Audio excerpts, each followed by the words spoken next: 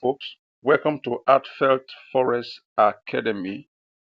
In this video, I will be showing you how we're able to hit our target twice, able to achieve about 50 pips each on those two setups given to us for the just concluded trading week. And secondly, want to anticipate for this new trading week.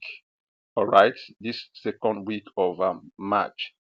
But please don't forget to subscribe, don't forget to follow us, don't forget to like this video, don't forget to turn on your notifications so that you'll be the first to get what updated anytime videos like this are dropped every Sundays and also Saturdays.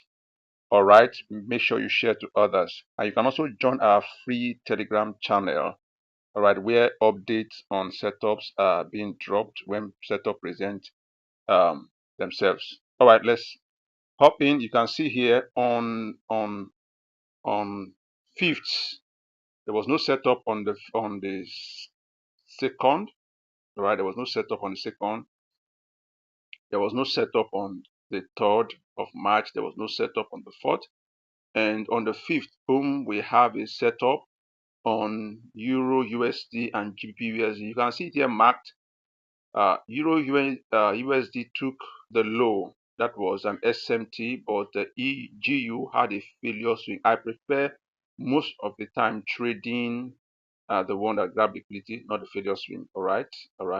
So you can see here, EU took off the low and GU did not, and we took our EU, and that is the setup you can see here, and we had our 50 pips on the 5th. All right, so that is on EU. Then again, we had first of its kind, we had another setup the next day, that was on Friday.